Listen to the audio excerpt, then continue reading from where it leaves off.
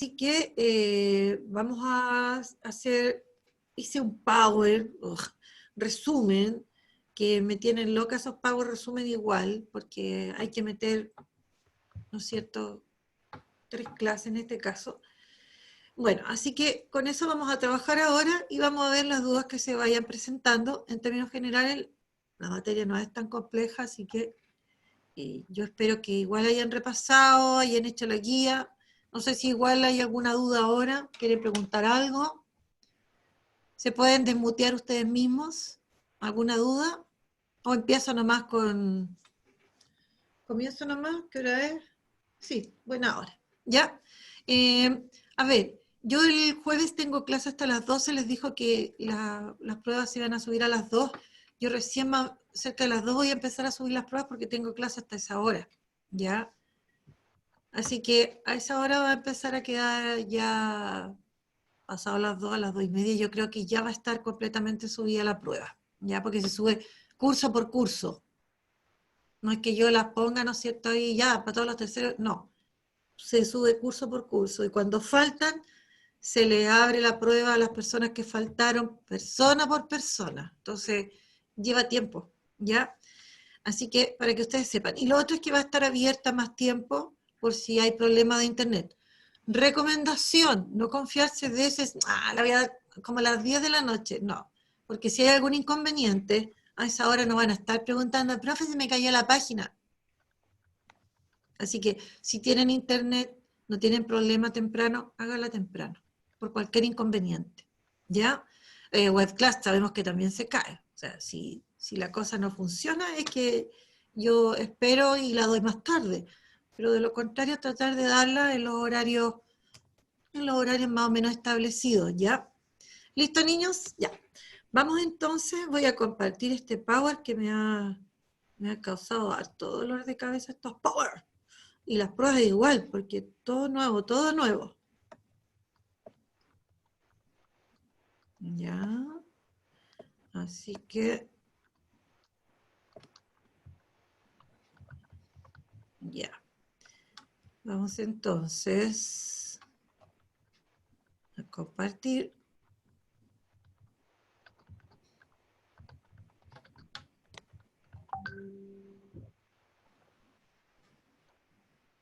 Ya, niños. Entonces, tenemos la retroalimentación. Y ahí está la fecha, digamos, de la semana que le pongo en la semana, porque como tengo dos grupos de tercero, por eso le pongo la fecha de la semana. Ya, así que comencemos entonces. Igual coloqué un objetivo de la clase, que en el fondo es recordar aspectos principales sobre la actividad física y su relación con alguna enfermedad y los rayos UV y sus efectos sobre la piel. ¿Ya? A lo mejor ahora largo estar nombrando toda la enfermedad, no se puede. Bueno, veamos entonces. Nosotros hablamos de la actividad física y la verdad es que es un tema, no es que esté de moda, sino que en la medida que se van haciendo Profe, investigaciones. Dígame. ¿puedo poner el objetivo de nuevo, por favor? Ya. Bueno, No alcanza a copiar. ahí está. Les decía que en la medida, ¿no es cierto?, que el Perdón. hombre va descubriendo cosas, va investigando, ¿no es cierto?, los temas empiezan a salir y a conversarse, a comunicarse, a compartirse. Y bueno, ya he sabido que la actividad física es una actividad, ¿no es cierto?, de importancia para las personas. Ya. Bueno, ¿ya, Fabián? Sí. Liz Taylor, allá vamos. Entonces, nosotros habíamos visto que la actividad física se refería a cualquier movimiento que uno hace con el cuerpo, que está producido por estos músculos que se llaman esqueléticos, estos músculos que nosotros controlamos con la voluntad, ¿ya? Y que van a exigir un gasto de energía, ¿ya? Cuando hay ese tipo de movimiento, nosotros decimos que hay actividad física. Ahora, hay distintas actividades físicas en el sentido de su intensidad. Hay leve, moderada, ¿no es cierto?, y más intensa, ¿ya? Y aquí yo quise colocar unas imágenes para mostrar, ¿no es cierto?, las distintas actividades físicas que uno podría realizar. Y hay variadas, ¿no es cierto? Ahora, la recomendación es hacer actividad física, ¿no es cierto? Y aquí yo coloqué algunos beneficios que tendría la actividad física, ¿no es cierto?, que nosotros hemos comentado, hemos escuchado, ¿no es cierto?, conocemos. Ahora, cuando uno realiza actividad física, entonces recuerde, hace referencia a la actividad física, cualquier movimiento en que yo uso mi músculo esquelético y que implica gasto de energía, o sea, el que yo haga el aseo, va a sonar divertido, mueva muebles, camine en la casa, estoy haciendo actividad física, estoy dándole trabajo a mis músculos, ¿ya? Bueno, entonces, la actividad física ofrece menor riesgo de padecer enfermedades cardiovasculares, ¿no es cierto?, y otras, como mencionábamos en las clases pasadas, ¿ya? Ahora, también cuando nosotros hacemos actividad física, estamos aumentando el consumo de energía, o sea, de calorías. Estamos gastando energía, ¿ya? Hasta incluso dice que posteriormente, que nosotros ahora pensemos en actividad física, ya no es hacer los quehaceres de la casa, sino que algo ya más como planificado, el correr, el caminar, el nadar, saltar, andar en bicicleta, etcétera.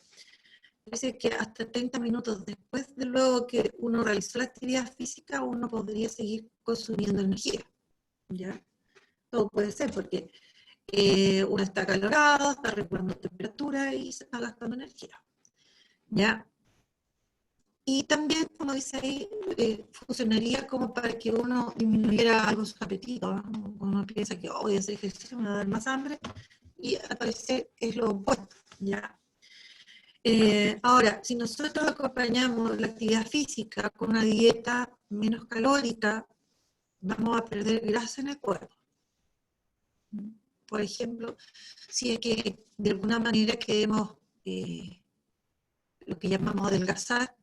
Ahora, cuando uno adelgaza en realidad tiene que cuidar el perder la grasa, pero no perder la masa muscular, o sea, las proteínas. Entonces, ahí hay que tener cierto cuidado. Bueno, el ejercicio también dice mejora la fuerza muscular, aumenta la flexibilidad articular y mejora la resistencia, ¿ya? Es súper importante eso, porque de repente uno puede estar tan inactivo, ¿no es cierto?, que de caminar a toda la mica se puede cansar, o tuvo que caminar un poco más, no sé. Se echó a perder el metro, tuvimos que salir a su edificio, tuvimos que caminar porque era lo más conveniente, nos cansamos. O subimos escaleras, nos cansamos. Entonces, cuando uno realiza con cierta frecuencia la actividad física, el organismo se va acostumbrando y se va haciendo también más resistente. Las articulaciones, ¿no es cierto? Uno le ayuda con el ejercicio a las articulaciones, ¿ya? Entonces, sería conveniente que nosotros realizáramos, ¿ya? Ahora, también sí hay que tener cuidado, ¿no es cierto? Porque un exceso de ella también puede ser contraproducente, o sea, que se provocan lesiones, ¿no es cierto?, a nivel de tendones, también de articulaciones, ya, de carro, etcétera. Entonces, también tenemos que llegar a un equilibrio en relación a la actividad física. Ya anda uno de los pocos que anda aburrido, que me anda rayando la pizarra, así que vamos a tomar medidas drásticas ahora. Primero vamos a borrar esa rayita que me hicieron.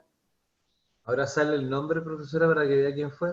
Pero cómo tan ociosos niños de tercero medio. Y ya lo que nosotros llamamos la inactividad física, ¿no es cierto? Y lo que es el sedentarismo. El sedentarismo implica esta falta de actividad física. O sea, una causante de la otra, en resumidas cuentas. ¿Ya?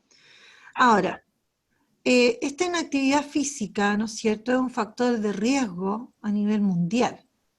Que nosotros finalmente seamos sedentarios, no realicemos actividad física, ¿ya? Porque hay gente que ni siquiera hace la actividad física, entre comillas, de los quehaceres domésticos.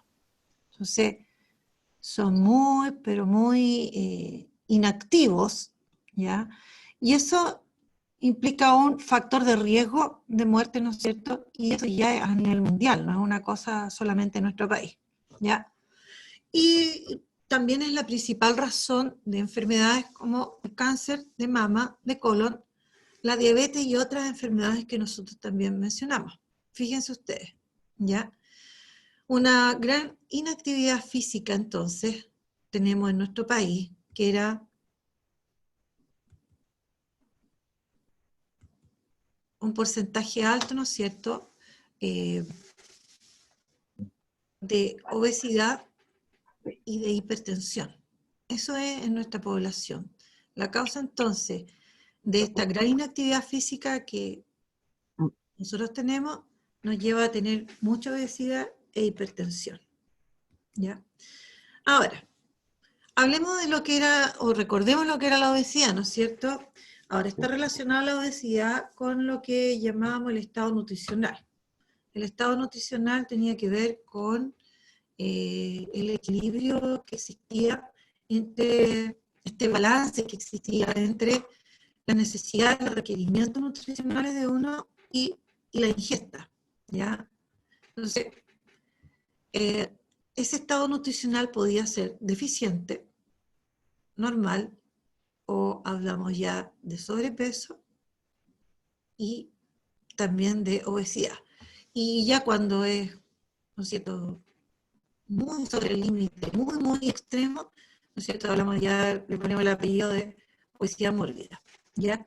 Y luego apareció otro concepto que tenía que ver con el índice de masa corporal, que todo, ¿no es cierto?, una pequeña fórmula que nos permite calcular este índice de masa corporal, ¿ya?, que llamamos el IMC, que se estableció una relación, ¿no es cierto?, entre el peso y la talla. Bueno, ahora, si nosotros calculáramos nuestro IMC, si ese sale igual o superior a 25, ese valor, ese número que nos va a dar, nosotros tendríamos sobrepeso. Y si el valor de este IMC nos veíamos que era sobre 30, ya decíamos que teníamos un estado nutricional donde padecíamos de obesidad. Ahora, ¿cuáles son las causas de la obesidad? Nosotros vimos entonces que una de las primeras causas es, o principales causas es, primero, la mala alimentación. Porque aquí pueden haber varias causas, pero una de ellas, por ejemplo, la mala alimentación, ¿ya? Segundo, lo que acabamos de ver, la inactividad física. Y tercero, también dentro de las grandes causas o causas principales, está, ¿no es cierto?, el factor genético. También puede ser una causa del factor genético. ¿Ya?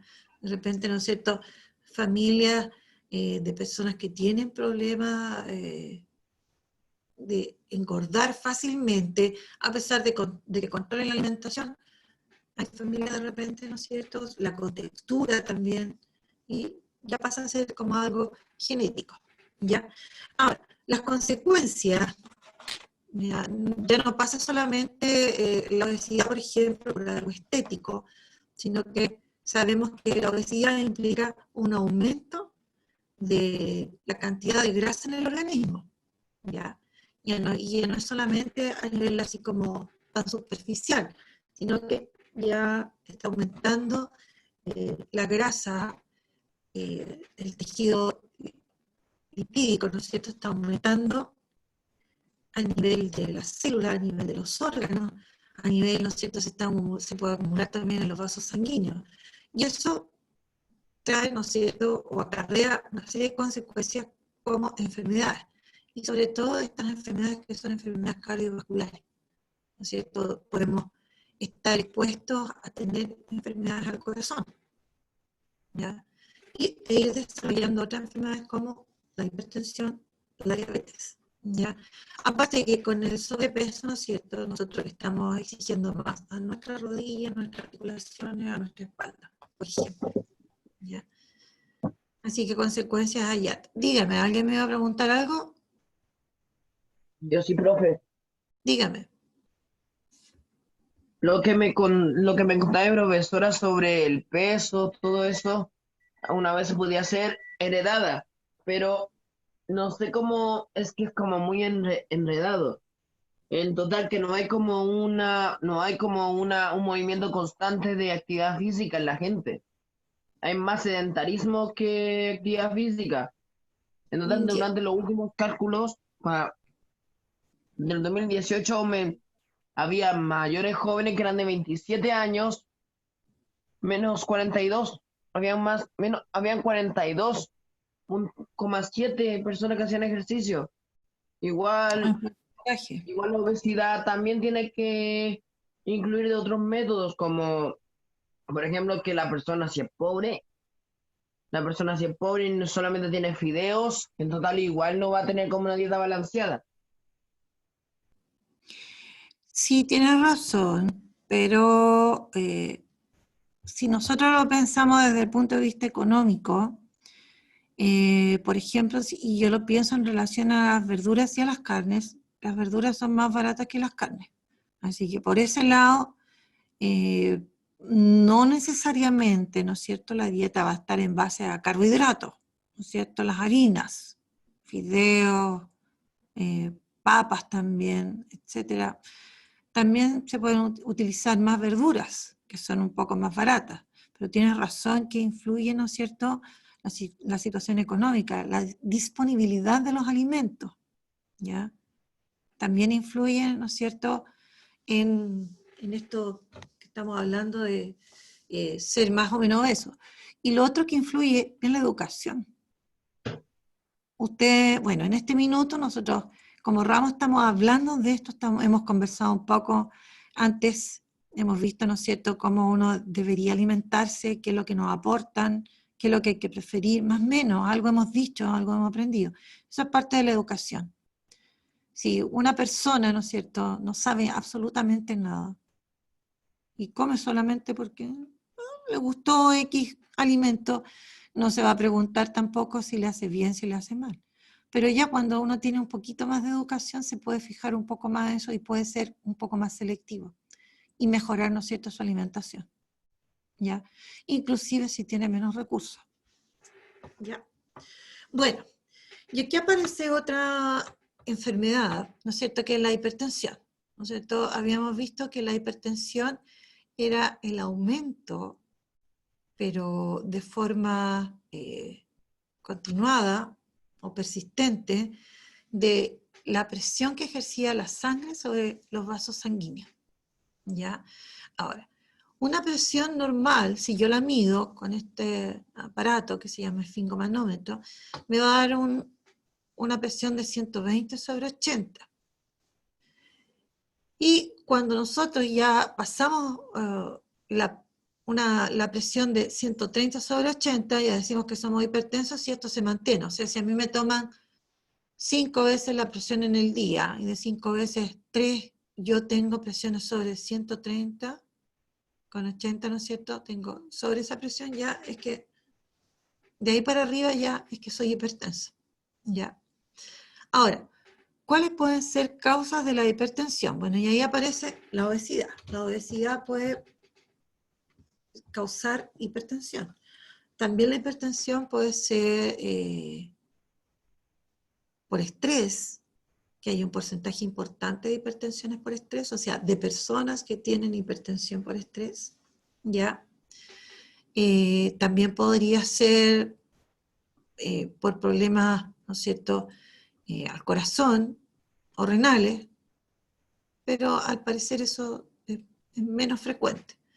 Entonces, es por la alimentación también, en general, el que uno consuma tal vez más sales, pero tampoco es una causa, digamos, en primer lugar, ¿ya? Ahora, las consecuencias, perdón, de la hipertensión. Uno, que nosotros le demos más trabajo al corazón. Como el corazón, ¿no es cierto?, actúa como una bomba, nosotros le estamos dando más trabajo al corazón. Y los otros riesgos que corremos con una hipertensión es que podamos también terminar con problemas de los riñones y también que se pueda producir un derrame cerebral. Esto no, la verdad es que no, yo lo di de tarea, ¿ya?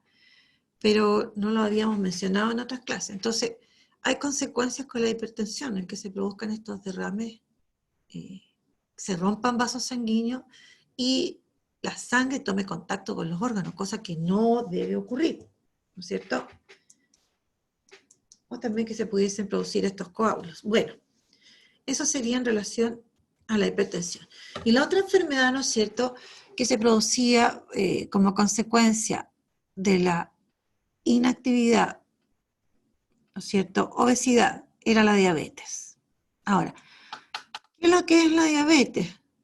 ¿No es cierto? Es el que una persona, es una enfermedad en que la persona, ¿no es cierto?, tiene niveles de azúcar en la sangre, niveles de glucosa muy altos, ¿ya?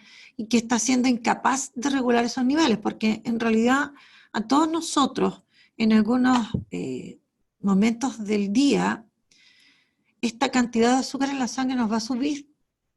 Pero cuando uno está sano, el organismo es capaz de regular esos niveles de azúcar y mantener ciertos niveles. O sea, en un tiempo, dentro del día, el organismo va a ser capaz de bajar esos niveles de azúcar porque se va a hacer que este azúcar, esta glucosa, ya que el azúcar que usamos en primer lugar para obtener energía, esta glucosa debe entrar a las células para ser utilizada ahí y obtener la energía a partir de ella.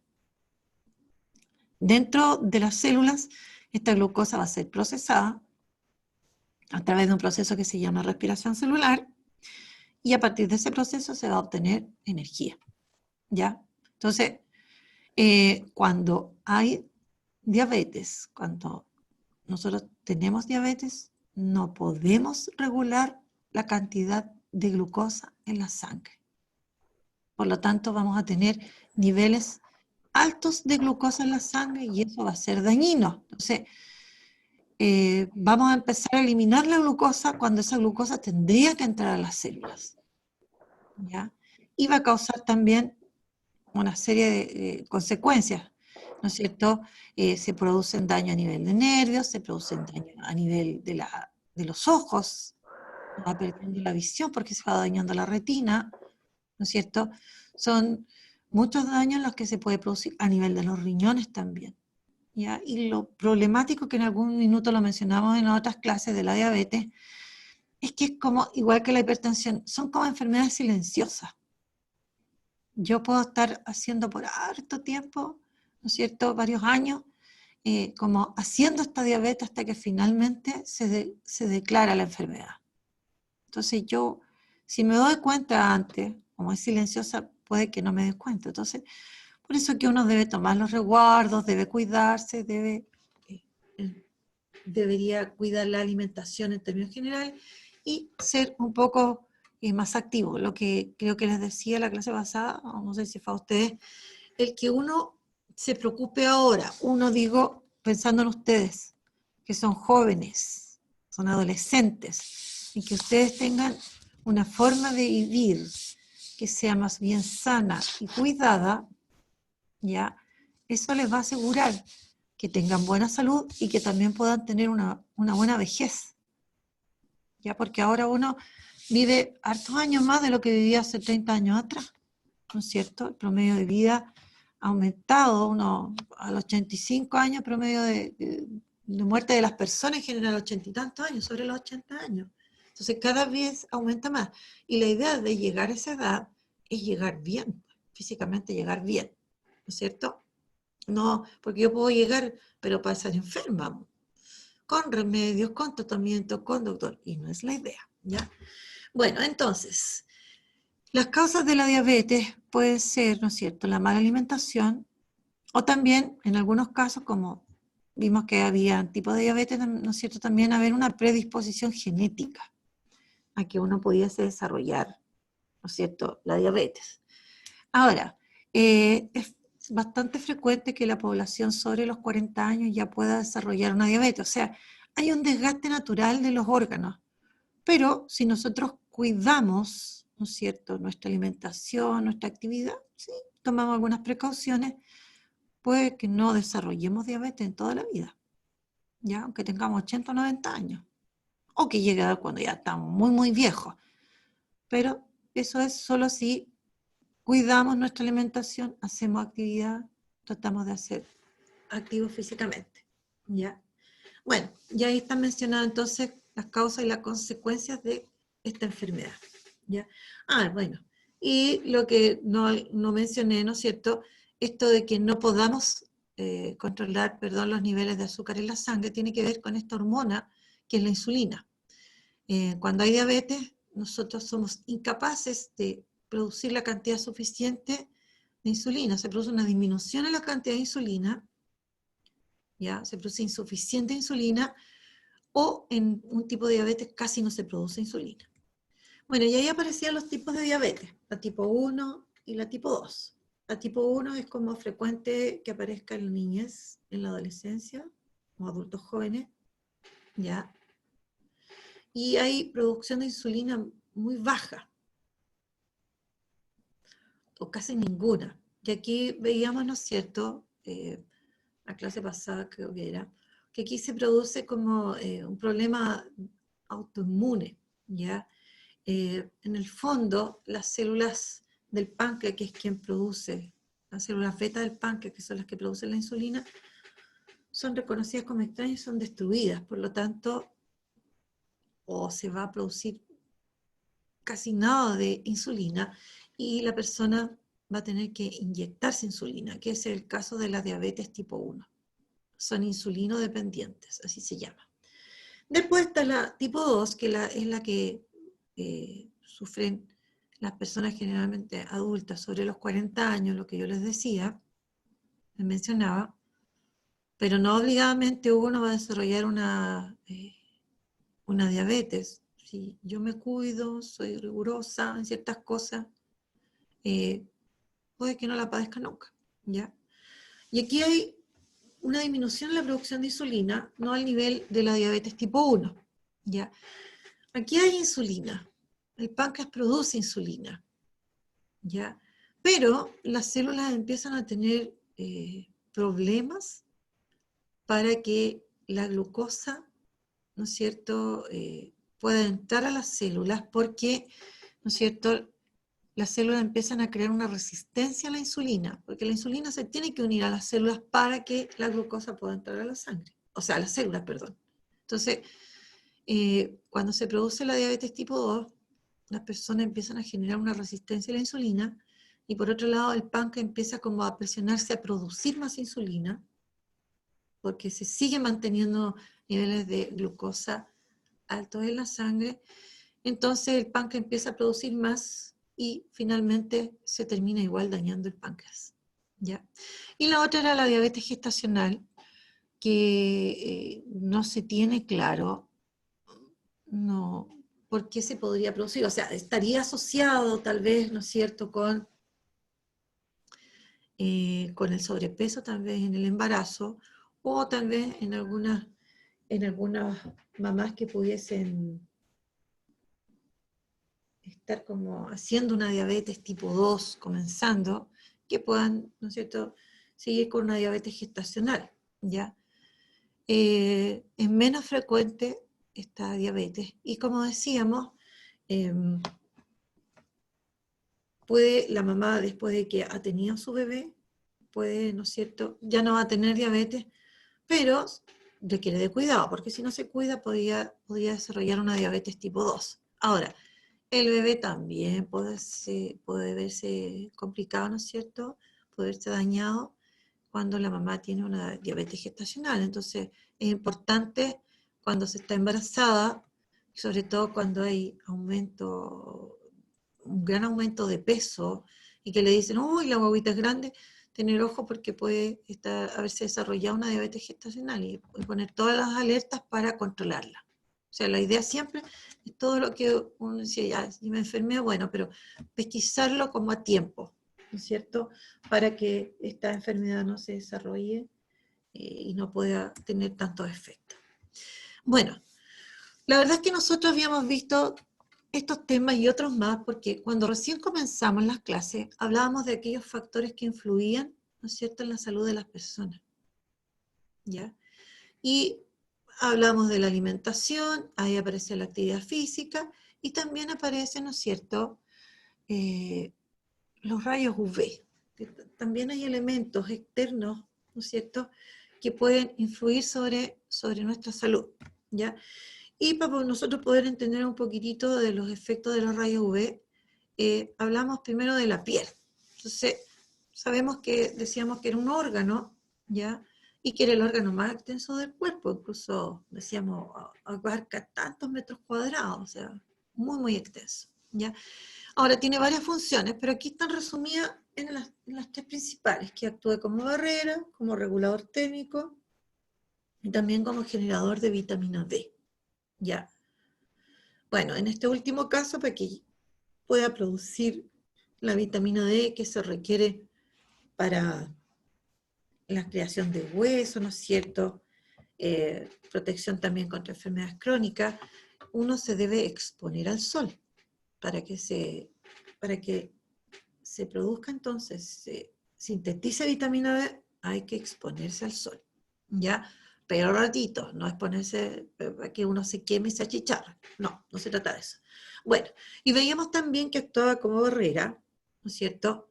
Porque va a ser la piel va a ser quien controla el intercambio, ¿no es cierto?, que la piel lleva con el mundo exterior, ¿no es cierto? Es una barrera, nos cubre por completo, entonces es como el mediador, ¿ya? También va a actuar como un protector contra las agresiones externas, ya sean, ¿no es cierto?, la temperatura, subidas y bajadas de temperatura, los mismos rayos del sol, contaminación y también agentes patógenos, ¿no es cierto? Entonces, esa es otra de las funciones, grandes funciones, actúa como una barrera y finalmente una barrera protectora. Y lo otro de gran importancia es que es un regulador térmico, ¿ya? Ayuda, colabora en mantener, ¿no es cierto?, una temperatura corporal constante, ¿ya?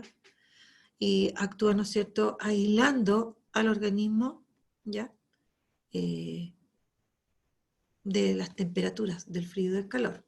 Bueno, recordemos entonces que la piel estaba formada por varios tejidos y por varias capas de células.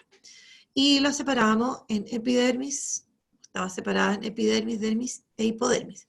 Y aquí, ¿no es cierto?, está como lo más importante, más o menos, una idea de cada capa. Entonces, la epidermis, decíamos, la capa más externa, ¿ya?, que presenta mayor cantidad de células distintas, ¿ya?, en la que tiene...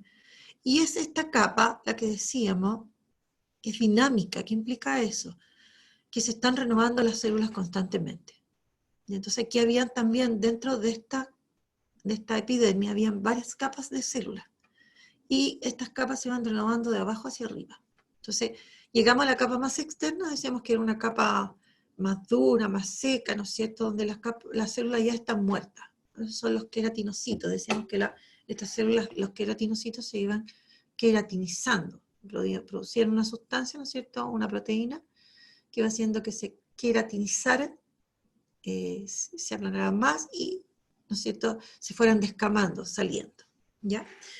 Y su espesor era un tanto variable, que iba más o menos de 0,1 milímetros, y ahí me comí el 0, lo cambié por una A, y otras partes que tienen entre, decíamos, 1 o 2 milímetros.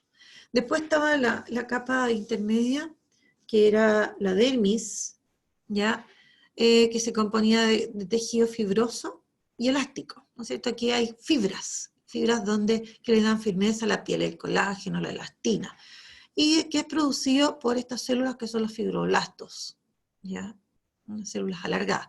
Pero además en esta capa nosotros encontramos, ¿no es cierto?, vasos sanguíneos, por lo tanto, con estos vasos sanguíneos se alimenta a la epidermis, que no tiene vasos sanguíneos, y también encontramos estos otros anexos que son los folículos pilosos, las glándulas sebáceas, las glándulas sudoríparas y terminaciones nerviosas.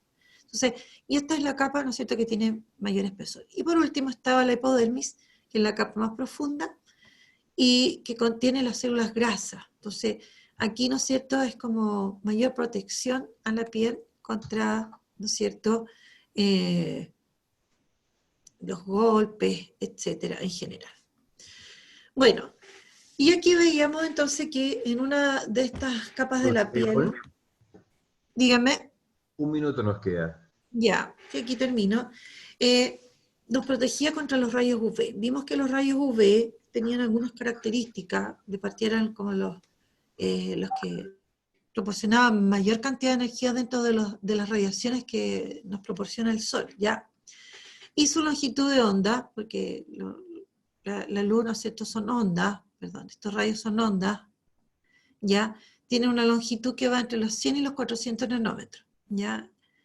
Ahora, habían 3 tipos de rayos UV y se clasificaban considerando, ¿no es cierto?, la longitud, en relación a la longitud de onda que ellos tenían, ¿ya? Entonces, mientras más longitud de onda tienen, aportan menos energía. Y por el contrario, mientras menor longitud de onda tienen, ellos son más energéticos. Y así aparecían los rayos UVA, los UVB y los UVC, ¿ya? Ahora, estos no son retenidos por la atmósfera, ¿ya? Estos son retenidos en su mayoría, por lo tanto, un 10% solamente pasa, pero nosotros debemos protegernos de ese 10%. Y, ¿no es cierto?, estos son menos dañinos, ¿ya? Son retenidos totalmente por la atmósfera. Perdón, estos son los más dañinos, son los más energéticos. Y son retenidos totalmente por la atmósfera. En cambio, estos son retenidos una parte y estos pasan completo. Pero estos son los menos energéticos, pero igual hay que protegerse de ellos. Y decíamos que nos ayudaba a proteger era, ¿no es cierto?, la melanina, una sustancia que producían estas células que se encuentran en la epidermis, que son los melanocitos, ¿ya? Que es el pigmento protector de los rayos UV, ¿ya? Entonces, nosotros tenemos estos pigmentos, y mientras más pigmentos tenemos también, ¿no es cierto?, las personas que tenemos más melanina, más melanocitos, ¿no es cierto?, y melanina, vamos a estar como más protegidos que los que tienen menos melanocitos, los que son más blanquitos, ¿ya? Entonces yo puse ahí que la piel está la epidermis están estas células que son los melanocitos, que son los productores de melanina y que son los que actúan como el rayo, el filtro UV. ¿Ya? Y ahí estaba el melanocito, como lo vimos en las clases pasadas, que es quien produce la melanina, los deja guardados en esos gránulos, después los lleva hacia el exterior y se los introduce a estos queratinocitos, que son también parte de la piel y que van moviéndose en la epidermis desde la capa más profunda hacia el exterior y finalmente, ¿no es cierto?, va quedando estos queratinocitos con este pigmento en el interior, que es la melanina. ¿Ya? Y eso sería, niños, para la prueba del día jueves. Espero que se hayan aclarado algunas dudas si es que las tenían. Estamos en la hora, profe. Estoy apagada totalmente. Así que espero que revisen las clases, hagan la guía, estudien, lean, miren un poquito. ¿Ya? Bueno, nos vemos la próxima semana y el jueves espero que les vaya bien, no tengan ningún inconveniente para rendir su prueba. ¿Listo? Muchas gracias, niños. Muchas gracias, profesora. Cuídense, no se expongan y nos vemos. Luego. Cariño a todas las familias, a todos ustedes. Chao, niños, a cuidarse. Chao, profe. Cuídense, niños.